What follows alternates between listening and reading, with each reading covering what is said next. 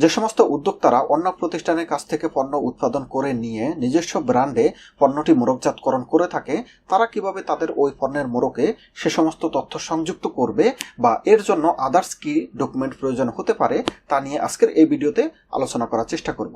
তো এখানে আপনারা একটি ডিটারজেন্ট পাউডারের মোড়কের কপি দেখতে পাচ্ছেন, যার ব্র্যান্ড নেম হচ্ছে শিকর।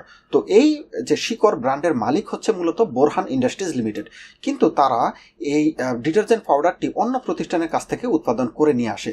তো এই যে বোরহান ইন্ডাস্ট্রিজ লিমিটেড, যারা হচ্ছে এই শিকর ডিটারজেন্ট পাউডারের মালিক মূলত, তো তারা দেখুন তাদের পণ্যের মোড়কে কিভাবে সেই তথ্যটি যুক্ত করে। তো এখানে দেখতে পাচ্ছেন উৎপাদনকারী হচ্ছে ইনোভেটিভ হোম কেয়ার, যাদের ঠিকানা এখানে দেখতে পাচ্ছেন, যারা মূলত উৎপাদনকারী এবং এই ডিটারজেন্ট পাউডারটি তারাই মূলত ম্যানুফ্যাকচার করে, এবং এর পক্ষে মোড়কজাত ও বাজারজাতকারী হচ্ছে বোরহান ইন্ডাস্ট্রিজ লিমিটেড, তাদের ঠিকানা এখানে দেখতে পাচ্ছেন।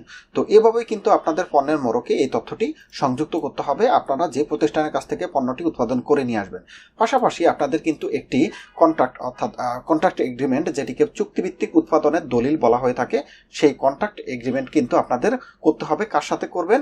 এই যে যাদের কাছ থেকে আপনারা এই যে ইনোভেটিভ হোম কেয়ার এবং বোরহান ইন্ডাস্ট্রিজ লিমিটেডের মধ্যে একটি চুক্তিপত্র থাকতে হবে, যে চুক্তিপত্রে এই কিসের ভিত্তিতে এই মোড়কজাতকরণগুলো করা হবে এবং কোয়ালিটি যদি ফল করে তার জন্য কে রেসপন্সিবল হবে বা ইত্যাদি তথ্যগুলো এখানে সংযুক্ত থাকতে হবে।